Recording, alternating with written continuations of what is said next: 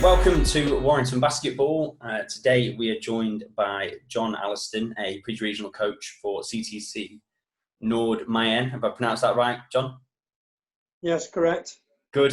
We are going to be talking player development again. So John Allerston, a lot of you will know, is related to Matt's dad, Matt Allerston's dad. Is currently coaching out in France. John, how are you? Fine, thanks. Good to speak to you. Do you want to kick us off? Do you want to give us a bit of background about yourself, please? Okay. Right. I first came across basketball at 19, Edge Hill. Didn't know what it was about. Enjoyed it from the first minute. Fortunately, we had two very good players at the college. When they left, I went to follow them to a pro club at that time, very early on, in 73, 74. Carried on played 15 seasons at what would be the BBL now. In the 80s, the basketball really kicked off, early 80s, and there were a lot of very good Americans. There was sponsorship, TV coverage. Teams were playing in European competition and being reasonably successful. But then when the Channel 4 coverage went, it seemed to sort of fall away. And I finished playing in 1988, I think. I had been a teacher at the time in Bootle and coaching. And when I stopped playing so much, and then Matt and Robert were born, the twins. When they got to sort of 10, I started coaching a bit more. And I got involved with coaching with a guy called Ian Day, who was England under-16 girls coach. I went on from there, became the England under-16 girls coach for the Europeans in Estonia. I then, after that, because it was it blew my head because there were 8 games in 10 days. Became the Northwest Regional coach from the 13, which is called Aspire, I think now. Did that for 5 or 6 years with Nick Ibbotson. Had 12 months in the BBL with Liverpool, but that didn't go too well. And then we moved here, and sort of got involved with a club, and that smaller club is part of an umbrella club, which is Nord Mayenne. Yeah. And I'm coaching there now, which is, but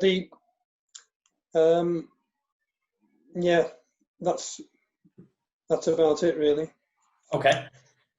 So from your obviously experience from obviously your playing days, the coaching days in the UK, in comparison to France, what would be the main differences, do you think, and where do they both sort of stack up?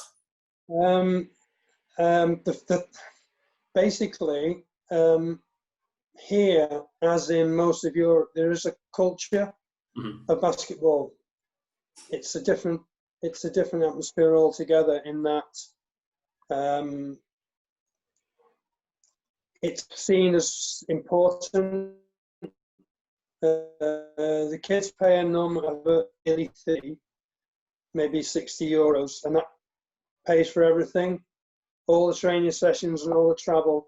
The parents do a rota for travel and for food,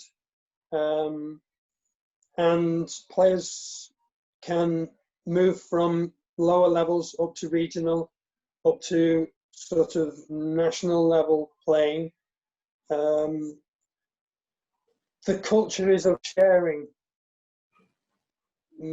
Clubs not frightened to move on. Important to them to develop players than to actually win. Yeah.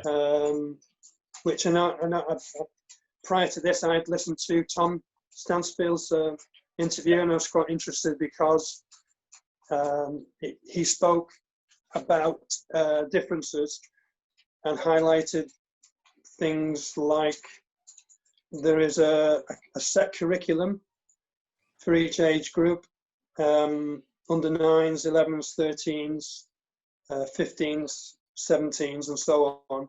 And coaches have to follow those systems. And I know that what he was saying was France had been quite low down, and then they took themselves into the higher echelons of performance. And I think it's through the system where all players are taught the same things, so that when they're brought together, they have the same knowledge base, and that helps in the sense that, and I think in the UK, I know you were saying that he sort of said that there were a lot of unpleasant people in basketball. What my way of looking at it is that people didn't want to share and still don't want to share. And there are certain, from my knowledge, places in the Northwest where people just don't like each other. Coaches don't get on and don't want to send their players to that club because this, that, and the other. And there's quite a bit of animosity. And I know, I mean, I wanted to come and speak because I think what you're all doing there at Warrington is really good, and I think it's a basis for development. So, I mean, the difference is the standard is much higher here, obviously. I went to watch a National 2 game. That's the 4th tier down, and there are, I think, 6 pools, something like that, all over the country. But the players are on about €800 a month, something like, in a car and apartment. And that's a reasonable living, and that's quite a way down. It's I know Josh, is it McGinn? No, sorry, Josh McSwiggan. Sorry, Josh McSwiggan. He's playing at Laval, which is, it's near to Mayenne, but they're in another pool. He's playing at that level, so it's pretty good level, really. Probably similar to BBL, bottom half of the BBL. So I think for Josh and Swigan, that was more of sort of an intro, really, to the league. I don't know whether or not he'll be playing for him again next season, or when the season is back in. But yeah, he is. I've read something about that, but carry on anyway. But yeah, no, you carry on. You carry on. What you mean? Carry on with differences? Continue. What? So I know, obviously, one big thing is like you say. So they're not paying as much, are they? So they've got access to courts and training, and it's not as much. It's not as much of an outgoing, is it, for parents or players or anything? No, they have better access to. I think something that Tom said, that they don't have to travel very far. So at the lower level, whatever level it is, they don't have to travel very far. The club isn't far away. It's not difficult for parents to get them there. But the whole, I mean, also if they sign up for the season, that's what they do. And all the club, even the smaller clubs, they were saying, the club that started off was a village of 700 with 7 women's teams from under 11 up to senior women. And those players can, well, some of them have moved on and played at regional level. And the CTC has allowed for players to play at a higher level. But to start off with, players they have easier access. It doesn't cost them as much at all to play. Yeah. And the culture. Through sponsorships and Say stuff again. like that. That's how they're funding it, I imagine, through the sponsorships and.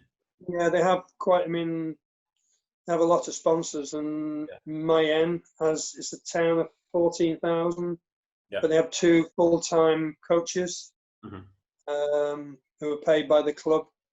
But they also, because some of the smaller clubs don't have coaches, they go out and outsource. They'll coach different age groups within the club. So all the clubs are getting proper coach. I'm not say proper, but it's the experienced, high quality coaches. Because the coaching system is such that you can only start at a lower level.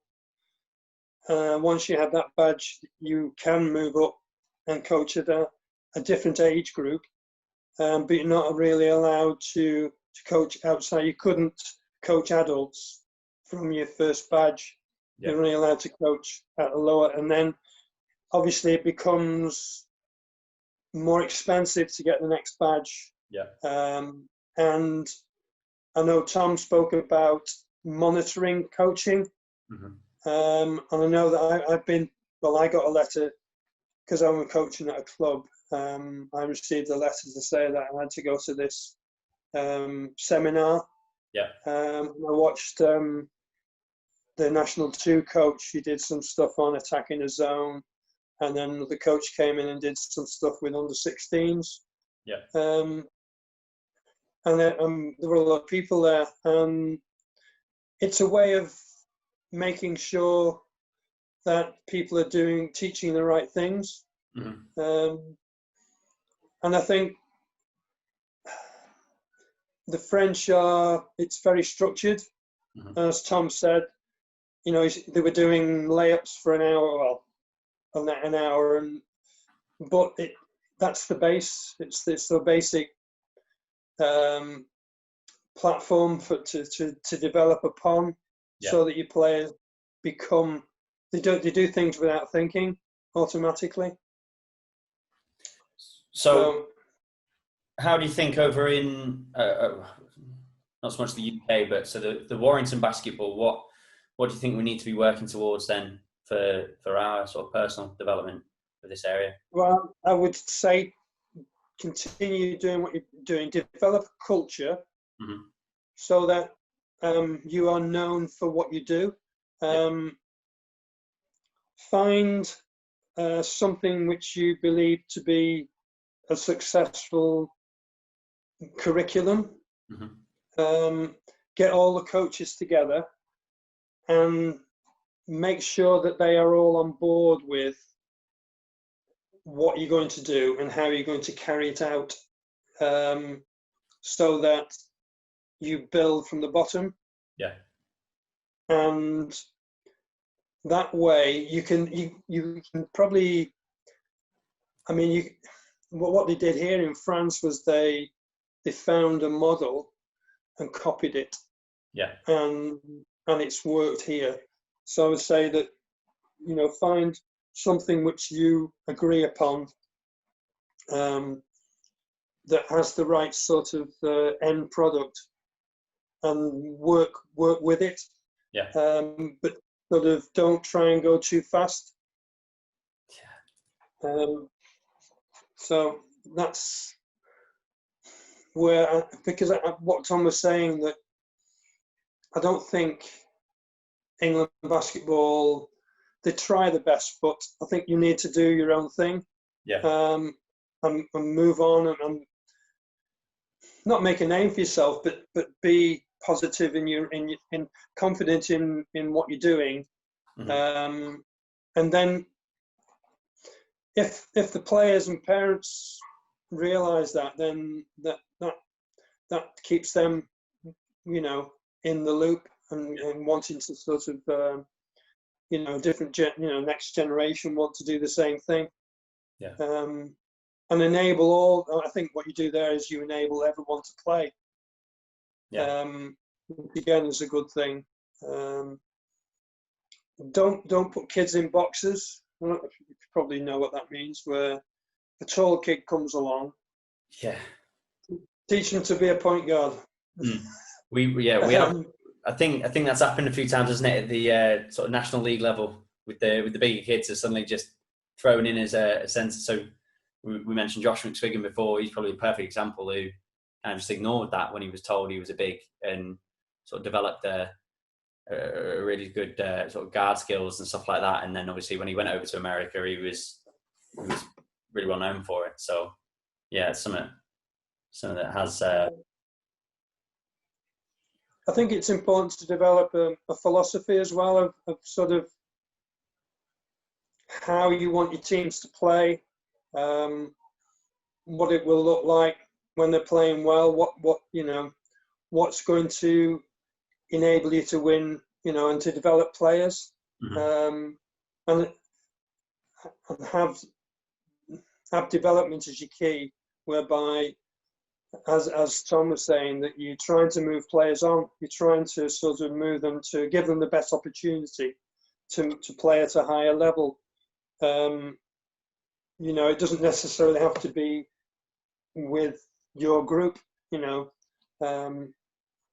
which at the first start you won't be able to do that. I think it might be good to have whereby your coaches are working to developing players who can play perhaps with a group that you develop, playing for Warrington. Yeah. Because I think the problem in the UK is that people won't send the players to other clubs.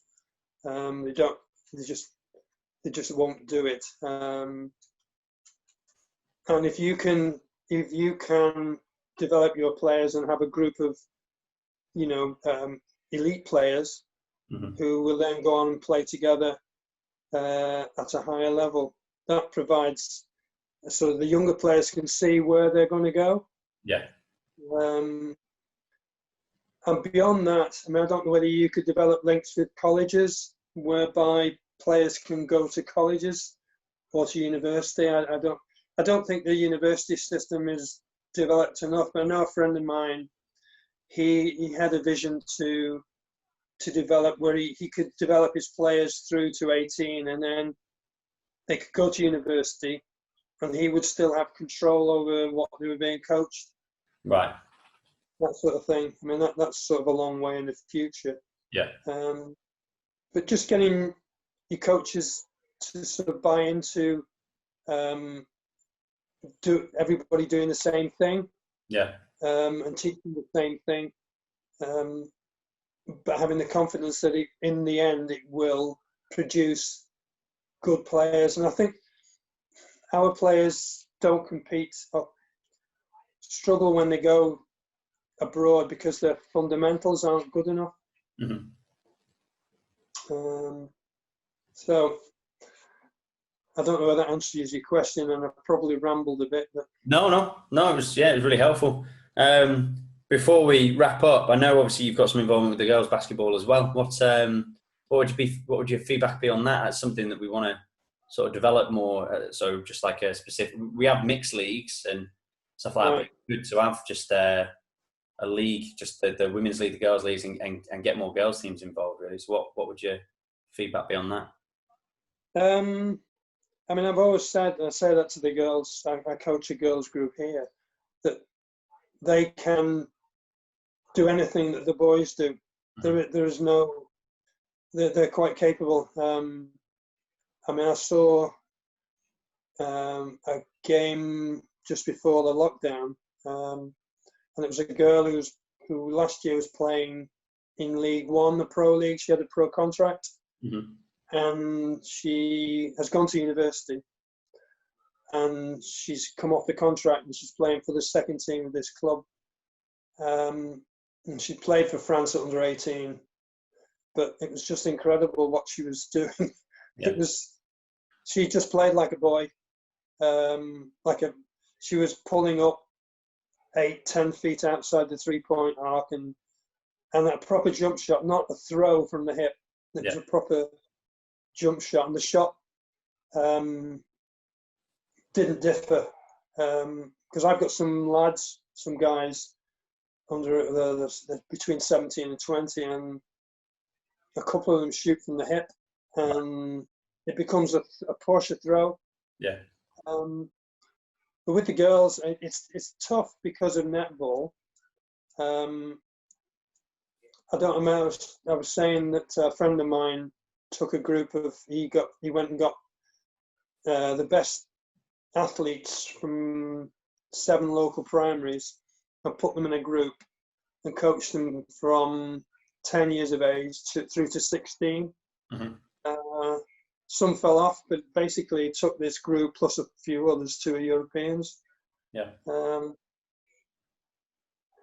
I mean, I don't think I would do anything. Are you saying how do you encourage them to play, or Well, how would you work with them? It's brand new, so I suppose we've not got any leagues set up. It is something we're going to be aiming towards. So really, yeah, it's a matter of, one, how we're getting them in, and then 2, like you say, what would the approach differ, or? I mean, the difference between coaching girls and boys is that, for me, girls want to play together, want to pass the ball to each other, mm-hmm. and boys don't. It's like boys want to go to the basket or shoot the ball. Yeah. And getting them to pass the ball to each other is, it's just a different mentality. But as long as you make it fun, the game speaks for itself. It's the best game in the world. Yeah. So, I would continue doing whatever you do with the boys, I would do with the girls, and let them have an identity. Yeah. I don't know, just similar things, really. Yeah. I don't know whether that's something new or not, really. But I would talk to them all the time about, there's nothing you can't do. Yeah.